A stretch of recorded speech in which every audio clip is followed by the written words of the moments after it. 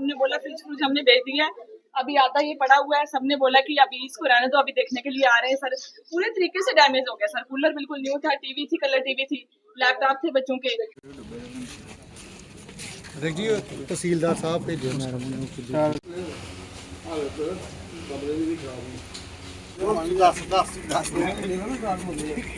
अभी हम लोग इंदिरा नगर में है, खारियां और वार्ड नंबर 8। लगभग सभी घरों में, और मैं देख रहा था कि लगभग 70 से लेकर 80 घर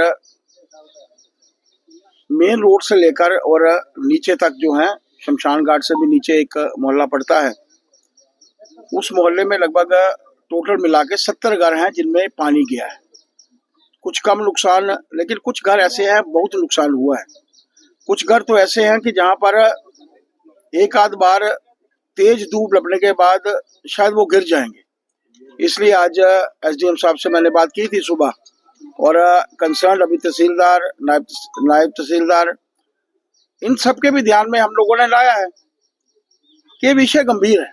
एसडीआरएफ के माध्यम से जिनके घरों में पानी गया है, कंपनसेशन उपलब्ध नहीं होती, लेकिन माननीय होम मिनिस्टर साहब के ध्यान में, एलजी साहब के ध्यान में लगातार से हम लोगों ने लाया है कि एक बहुत बड़ा नुकसान लोगों का, उनके बर्तन जो है वो खराब हो गए, उनके फ्रिजेस खराब हो गए, उनके टीवी खराब हो गए, कपड़े खराब हो गए, उसके माध्यम से मिलना चाहिए। सुबह से लेकर ही आज इस लोकेलिटी में मैं हूँ और कोशिश कर रहे हैं हम लोग कि लगभग सभी घरों में पहुंचना हो पाए। इस समय जरूरत है लोगों के बीच में जाने की, उनसे बातचीत करने की। कंपनसेशन तो सरकार को देना है, वो मिलेगी, एसडीआरएफ के माध्यम से मिलेगी, केंद्र सरकार के माध्यम से स्पेशल पैकेज भी मिलेगा, लेकिन इनके जख्मों के ऊपर मरहम लगाना, उनके साथ बैठना, उनके परिवारों के साथ बैठना, इसी को लेकर आज मैं अपने स्थानीय विधायक डॉक्टर राजीव भगत जी के साथ, चरणजीत सिंह खालसा जी के साथ, विजय जी के साथ, और यहाँ की हमारी पंच जो है ममता जी, और हमारे यहाँ के प्रभारी राजेंद्र जी, और पूरी टीम के साथ मिलकर यहाँ पर लोकेलिटी में रहने वाले जितने भी नागरिकगण हैं। और बहुत अच्छा ये लगा कि इस त्रासदी के बाद लोगों ने अपने तौर पर यहाँ पर कहा है कि यहाँ पर नालों का निर्माण हो, और उसके लिए अगर कोई जगह की समस्या आ रही है तो वो जगह जो है वो प्रोवाइड करेंगे। ऐसे समय में एडमिनिस्ट्रेशन का भी लगातार से इनके लोगों के बीच में आना, इनके जितने नुकसान हुए हैं उसकी भरपाई हो, इसके लिए भी वो भी, उनको भी प्रयास करना चाहिए, और हम भी जो है वो प्रयास करें। गृह मंत्री जी जहाँ पे दौरे पे आए थे तो 294 करोड़ रुपया दिया गया है। क्या आप मानते हैं कि नुकसान हजारों करोड़ रुपए का है? 294 करोड़ रुपया क्या काफी है इसके लिए सर?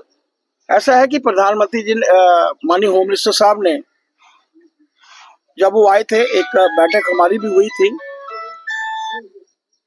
209 करोड़ रुपया जो है यहाँ के लिए उन्होंने एसडीआरएफ के माध्यम से प्रॉपर एक एडिक्वेट कंपनसेशन वो नहीं है, इसके लिए अलग से टीमें जो है केंद्र की तरफ से रखी गई हैं, जो जगह जगह पर जाकर हमारे यहाँ के एडमिनिस्ट्रेशन के साथ मिलकर यहाँ के नुकसान का जो है वो जायजा ले रही है। नुकसान की जो कंपनसेशन है एडिक्वेट हो, इसके लिए एक स्पेशल पैकेज की हम लोगों ने मांग की है। इसे हम लोग कोई स्टॉपेज मत रखें कि ये इतना पैसा मिला, ये इतना पैसा मिला है फौरी तौर पर। यहाँ जैसे पानी है, यहाँ पर मिट्टी है, लोगों के घरों में से इसको निकाला जाए, लोगों को एक अलग अलग कॉन्स्टिट्यूएंसीज में 1-1, 2-2 करोड़ रुपया, 4-4, 5-5 करोड़ रुपया जो भी उपलब्ध हो सकता है वो उनको मिले। एक स्पेशल पैकेज की मांग जो हम लोगों ने की है वो हम लोगों को मिलेगी, इसमें कोई दो राय नहीं।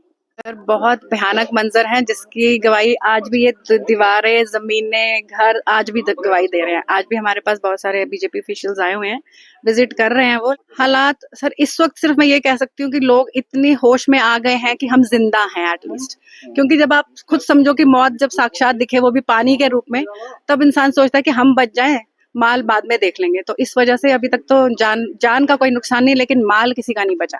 आप क्या मांग करते हैं? ठीक है, वो सरकार, केंद्र सरकार, मेरी सर यही मांग है इन सबकी तरफ से कि जल्दी से जल्दी इनको रिहैब के ऊपर कोई ना कोई और एक्शन, हार्ड एक्शंस लिए जाए। जो काम हो रहा है उससे भी मैं सेटिस्फाइड हूँ, लेकिन अभी स्टिल और की जरूरत है।